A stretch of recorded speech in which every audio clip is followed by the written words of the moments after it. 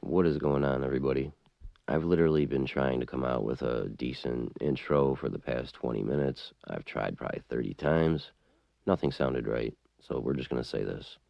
If you did not watch the first video on Kings in Opposition, please do so now because you're going to need to understand all that stuff to follow what goes on here. I'll put the link in the description. Done. Good enough for me. We're going to be starting off with easy positions and then moving to more difficult ones where the pawn is farther from promotion.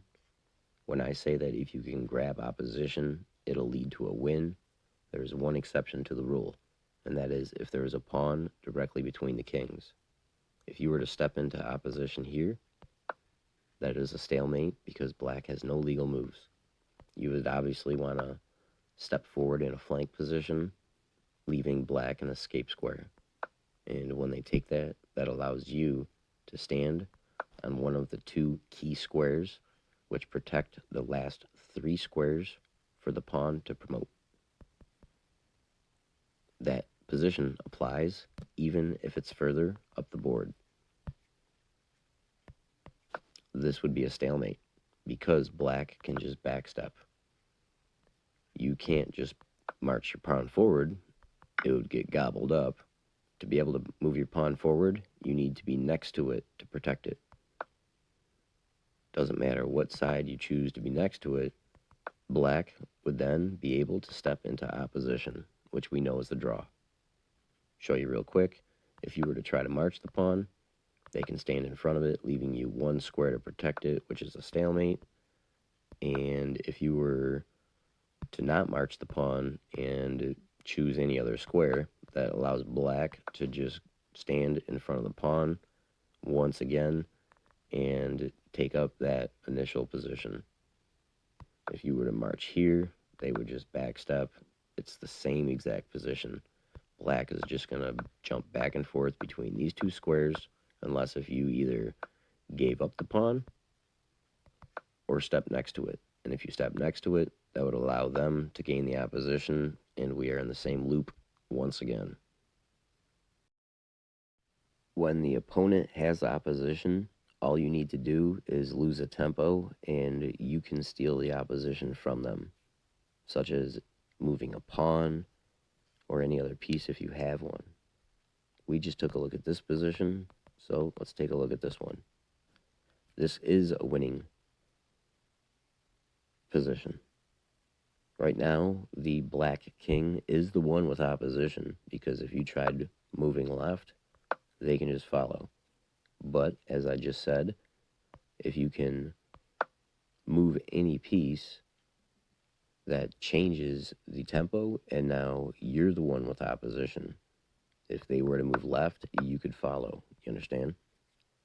They're not going to move left, though, because then you could cross over, and that would give you access to one of the 2 key squares needed to promote your pawn. So they're going to move right. And when they do so, that allows you to move your pawn, leaving black with only 1 square. And when they move there, you can access the key square. Black can move anywhere they want, and white will promote. From this position that we just showed you as a win, the key squares I keep talking about are these.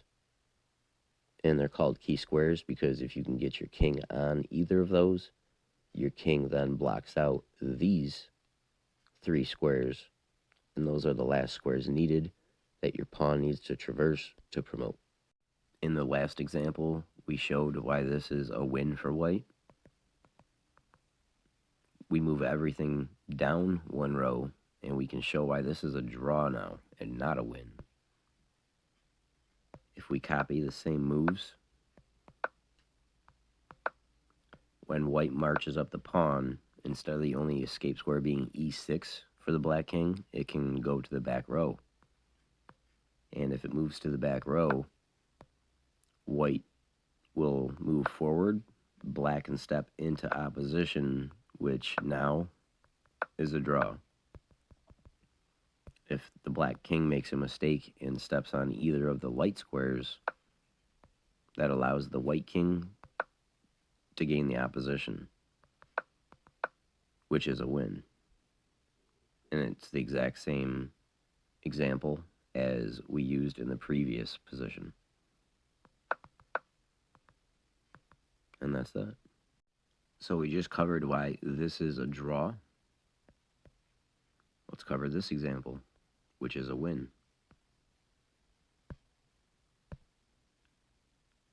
Instead of black holding the opposition, where if the king goes left, the black king follows, etc., we can lose a tempo by pushing the pawn up once. And that puts black in Svugsvang, which has to make a decision whether to go left, right, or lose a column. If it goes left, we can flank.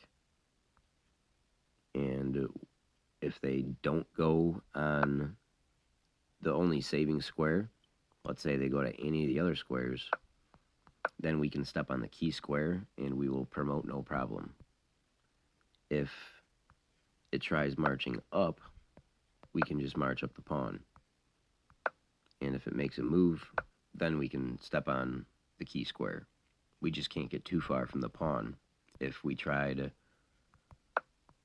going to the key square right away, the black king would catch the pawn. If for some reason the black king were to not sidestep and give us a free row, then we would follow. And we would keep the opposition regardless of what square it went to. And then when it finally gets to the center, when it moves left or right, we flank again. And we control the key square, so we would be able to promote the pawn. And that's a win. We just showed why this is a win. Now let's move everything to the edge of the board and show why that's no longer a win and is a draw. When we try doing the same thing and moving the pawn to gain the opposition, we don't have the option to flank now when the black king sidesteps. And all the black king has to do is get to the corner, and there's nothing we can do to prevent them from staying there. We cannot kick them out. We can do whatever we can, but the black king is just going to go back and forth, back and forth, back and forth until it's a stalemate. If we try pushing the pawn with check, it'll go to the corner, and we have two options. Get behind the pawn, leaving black no room to move, or step away and lose the pawn. Anytime there's a pawn on the edge of the board, it will be a draw with proper play from the opposition. Before we cover our last topic, I want to point out a mistake that some people make. When you make your first pawn move to burn a tempo, to switch opposition to you, make sure that the next time you go to move the pawn, you have two moves to burn. Because your first pawn move will give the black king the opposition. And the second pawn move will take it back. If you come into the situation where you make only one pawn move and don't have another to burn, you just threw away the game, because now it's a draw. Because you no longer have a tempo to burn to steal back the opposition. The very last piece of information I want to give you before we close out the video is, if you ever want to determine if the opposing king has time to catch your pawn, there's a trick. Just draw a box or a square from your pawn to the opposite corner towards your enemy king. There are 5 squares going up, so count 5 squares going right or left from your pawn and draw a box. If the opposing king is outside of that box, they do not have time to catch the pawn. So in this situation, they don't.